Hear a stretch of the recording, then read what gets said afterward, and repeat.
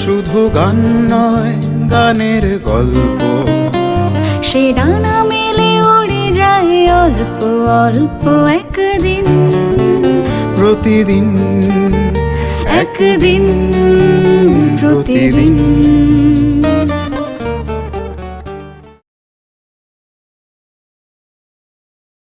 না না, আমরা রাগাশ্রয়ী হয়েই থাকবো। আমরা একদম রাগাশ্রয়ী। ভালো বলেছি, ওয়েল সেড।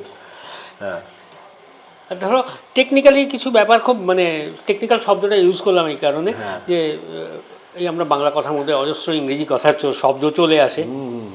যে একজন যদি ধরি যে গায়ক বা গায়িকা, কারণ এগুলো না একটা প্রজন্মের খুব জানা উচিত, যে অনেকেই ওই গানের সাকসেসটা দেখে যে গানটা দারুণ হয়েছে বা কিছু একটা, গীতিকার সুরকারের নামও মনে রাখে না, বা এরকমও প্রচুর হয়। কিন্তু আমি যে বলি যে যেহেতু আমরাও একইভাবে সঙ্গীত শিক্ষার্থী, এটা আমাদেরও জানার খুব দরকার যে একজন গায়ক বা গায়িকা যতটা স্ট্রাগল করছে একটা গান নিয়ে, কিন্তু একজন কম্পোজার, ধরো তুমি একটা গান তোলালে কাউকে, সে কম্পোজিশনটা সম্পূর্ণভাবে তোমার নিজের করা, তার নির্মাণ, তার নির্মিতি, এবং সেই গানটাকে একজন সিঙ্গার কতটা জাস্টিস করছে সেটা তো খেয়াল রাখতে হয় সম্পূর্ণভাবে, ইনক্লুডিং দ্য মিউজিক অ্যারেঞ্জমেন্ট। সেটা একজন কম্পোজার হিসেবে তোমাকে তো মানে অনেক বেশি সতর্ক এবং অনেক অ্যালার্ট হয়ে চলতে হয় সেটা দিয়ে। সেক্ষেত্রে তুমি বলবে স্ট্রাগলটা কার বেশি? স্ট্রাগলটা উভয় পক্ষেরই। ধরো আমি যখন গান তৈরি করছি তখন বারবার না ভাঙলে তো নির্মাণটা হবে না। গান শুরু করছি, ক্রসটা ভালো লাগলো না, পাল্টে দিলাম, মুখরার ক্রসটা ভালো লাগলো, অন্তরার ক্রসটা ভালো লাগলো, সঞ্চারী করবো কি করবো না ভাবলাম, এটা তো স্ট্রাগল একটা। তারপর ধরো কথা লিখলাম, এই কথাটা ভালো লাগছে না, এইটা যাচ্ছে না, এটা একটু আধুনিক লাগছে না। যার বয়স ধরো 55 তার জন্য একরকম কথা লিখবো, যার বয়স 25 তার জন্য অন্য কথা লিখবো, তার অন্য সুর করবো, কীরকম কন্টেম্পোরারি সুর কেমন কোন ধারায় যাচ্ছে, আমি তাকে কতটা ফলো করব, কতটা করব না। আমি তো কি বলবো, সেই দোকানের সামনে রাখা প্লাস্টিকের হিউম্যান বডি না, যে আমাকে কখনো সাদা জামা পরাচ্ছেন, এটা আমি নিউটার জেন্ডার পরে দাঁড়িয়ে আছি, আমাকে পড়ানো, আমি সেই কোনো শিল্পীর সেটা হওয়া উচিত না। আমি নিশ্চয়ই নতুন ধারাকে নেব, কিন্তু আমি বুঝবো যে আমি লেজটুকু নেবো, মাথাটুকু নেবো, কি মাঝখানটুকু নেবো, সবটা নেবো না। আমার আলাদা জীব আছে, সবটা নেব। লঙ্কা মানে ঝাল না, কিন্তু অনেক মিষ্টি লঙ্কাও আছে। তেমনি আমি এটা কেন বললাম যে মানে নাথিং ইজ কী বলবো, টেকেন ফর গ্রান্টেড। তো আমি এইটা একটা স্ট্রাগল আমার। আর যিনি গাইবেন আমার গান, তাকে একটা স্ট্রাগল করতে হবে যে আমি কম্পোজিশনটাকে জাস্টিফাই করতে পারবো কি না। যদি বলো, দুঃখের সময় জানাচ্ছে অধিকাংশ ক্ষেত্রে জাস্টিফাইড হয় না। কেন হয় না? ধরো অনেকেই গান বাজনা শিখে আসে না, 1। 2 নম্বর, ওনারা মনে করছেন শিখে আসছি, আদপে সেটা শেখা না, তোলা। হ্যাঁ, গান শেখানো আর গান তোলানো এক জিনিস নয়। গান তোলানো মানে স্টক বাড়ালাম, আর গান শেখানো মানে কী করে গাইতে হয় সেটা, এটা নতুন কথা, সবাই জানেন। তো অধিকাংশ ক্ষেত্রে সেটা হয় না। যারা প্রতিষ্ঠিত শিল্পী, তারাও যে সবসময় জাস্টিফাই করতে পেরেছেন তা না, তাদের মধ্যে ম্যাক্সিমামটাই পেরেছেন।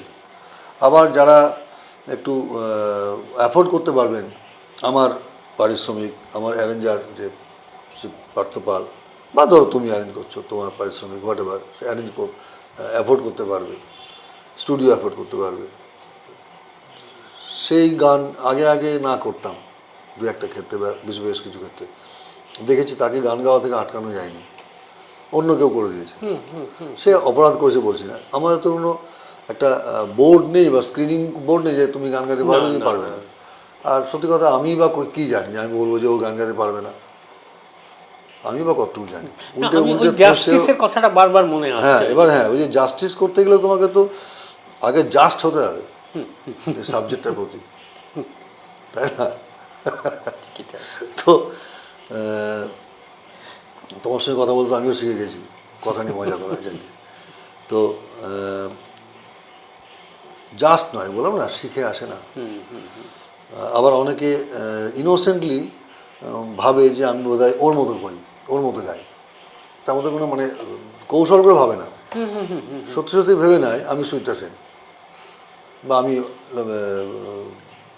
অমুক অমুক আর্টিস্টের মতো, যে সত্যি খুব ভালো গায়। সেটা তার মধ্যে একটা ইনোসেন্স আছে, কিন্তু সেই ইনোসেন্স দিয়ে তো আমার গানটা ভালো হবে না। ইনোসেন্স দিয়ে তার প্রতি আমি পার্সোনালি আকৃষ্ট হতে পারি, যে ছেলেটা খুব ইনোসেন্ট বা মেয়েরা ইনোসেন্ট, ভালো গায় তো বলতে পারবো না। ঠিক। আর একটা কথা, ওই যে পিচ কারেকশন, এই যে মেশিন, এখনো মেশিন গায় তুমি তো জানোই, কিন্তু মেশিনে যেটা করতে পারে না, ফিল, এখন শুনলাম নাকি ফিলটাও নাকি করে দিচ্ছে। এটা প্রায় নিত্যদিনের একটা অভিজ্ঞতা আমাদের প্রত্যেকেরই। হ্যাঁ, তো ফিলটা একটু কমিয়ে বাড়িয়ে একটু ওই ভয়েস ট্র্যাকটাকে ডান দিকে একটু কেটে ডান দিকে সরিয়ে একটু আউট সিং করে বা সিং করিয়ে এরকম হয়। তো তুমি যেটা বলছো, এটা সব কম্পোজারই, আমাদের কন্ট্রিবিউটর যারা আছেন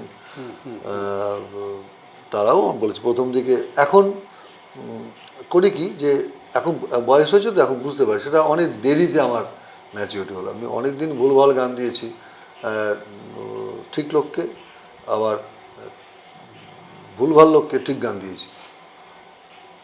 এটা তো মানে এ করা সম্ভবপর না। হ্যাঁ, তো এখন যেটা করি গাইতে, এখন আর বছর 10-12-15 থেকে শুরু পারছি করতে, যে তার মতো করে গান গাওয়া তার গণতান্ত্রিক অধিকার, আমি আটকাতে পারি না। তো এই আর কি। আচ্ছা, এই প্রসঙ্গে তোমার দুটো খুব জনপ্রিয় গান, এটা আমি গান দুটো নিয়ে ভাবছিলাম। ইনফ্যাক্ট মানে আমি তোমার সঙ্গে একটু আলোচনা করতে পারবো বলে দুটো গান নিয়ে ভাবছিলাম। দুটো খুব জনপ্রিয় গান। একটা যেমন তোমার কাছে ফাগুন, এইটা যখন তুমি গাইছো কোথাও কোনো একটা শোতে বা একটা এরকমই কোনো ইন্টারভিউ বেসড প্রোগ্রামে, তখন এটা অনেকের ক্ষেত্রে দেখেছি যে কম্পোজার্স ব্রিথ যেটা থাকে, সে গানের মধ্যে যে পালসটা, কম্পোজারের যে পালসটা, তুমি যখন গাইছো, ওই তুমি যখন ফাগুন বলছো, কৃষ্ণচূড়া বলছো, তখন যেন ভিজুয়ালাইজ করা যাচ্ছে ব্যাপারটাকে।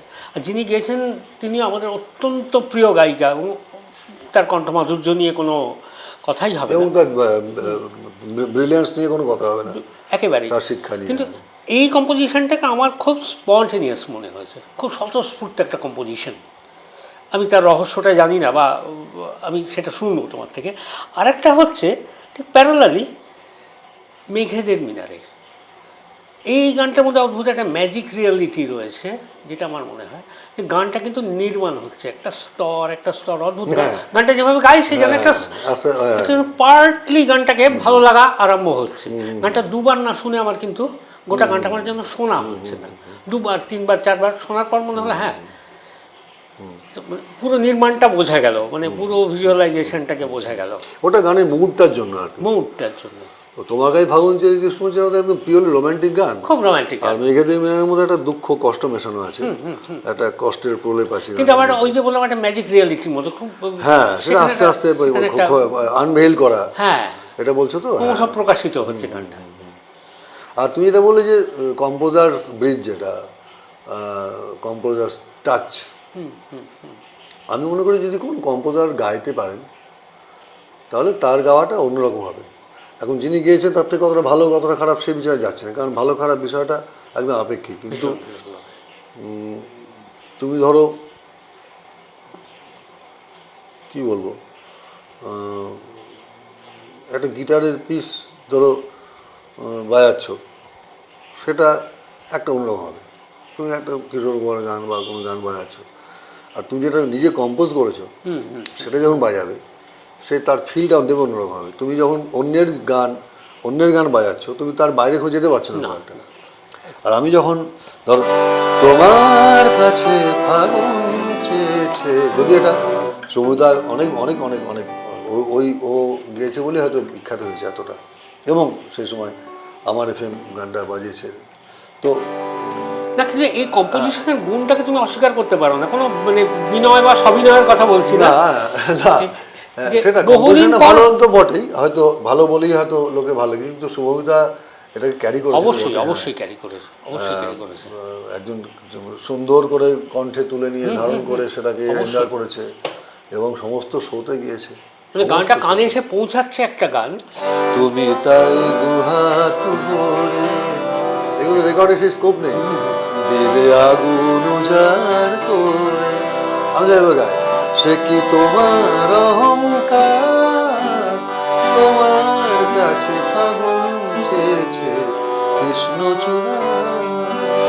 যদি ধরো যে তার বাজি আমি হেরে যেতে রাজি, যদি ধরো যে তার বাজি আমি হেরে যেতে রাজি, এই যে যাচ্ছে।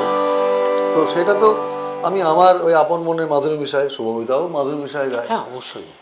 আবার ধরো এই গানটা অনেক রিমেকও আছে, ইউটিউবে দেখি ইউটিউবে অনেকগুলো রিমেক করেছে। তো সেগুলো তো ওরাও মাধুরী মিশায়। এবার কতটা মাধুরী তার মধ্যে, কতটা মধু আছে, কতটা মিষ্টতা আছে, সেটা তো বিচার্য। আমি শুনেছি মদন মঞ্জিত দারুণ গাইতেন, আমি শুনেছি। আমাকে আমার এক বন্ধু বলছেন, বম্বে থাকতেন, বলছি যে রবীন্দ্র জৈন গান গালে উঠতে পারবি না তুই। আমি শুনেছি, আমি ওনার গান শুনিনি কখনো। একেবারে আমার সৌভাগ্য হয়েছে। তো আমি ঠিক শুনেছি, এমন ফিল বলে উঠতে পারবি না, অসামান্য, অসাধারণ গান গাইতেন।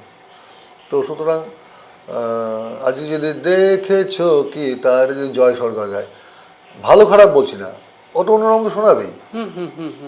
আজকে শুভমিতা যদি কোনো গান সুর করে, বা ধরো মনোময় কোনো গান সুর করে, তো তার গান একটু অন্যরকম হবে।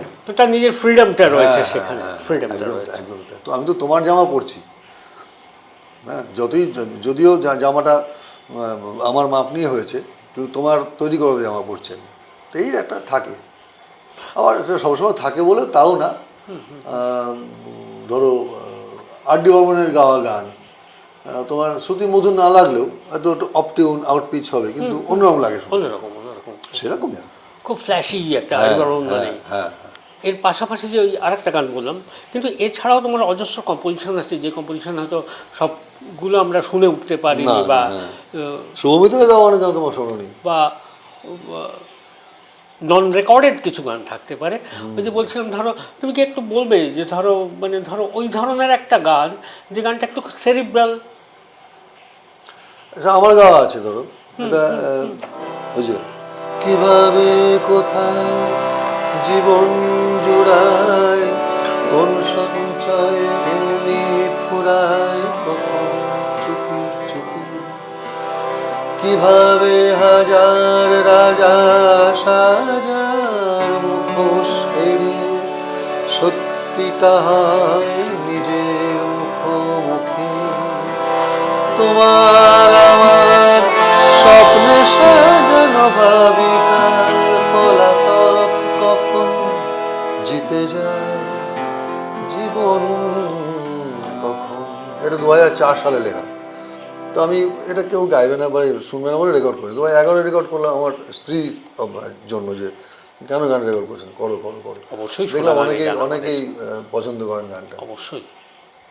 শুধু বিশ্বাসে বেঁচে মৃত্যুকে ভুলে থাকা, শুধু ফাগুন ভেবে আগুনে হাত রাখা, আড়াল থেকে হাসে জীবন, পড়ে থাকে পোড়া বুকে কিছু পোড়া মন, আর নিজেরই মতন বাঁচে একা জীবন। ছোট একটা অন্তরা, আমার কাছে যা খবর আছে বাংলা গানে বোধহয় একটা অন্তরা আমি প্রথম, আমি যতটুকু জানি আমি প্রথম করেছি একটা গানে অন্তরা, একটা অন্তরা গান 2004 সালে।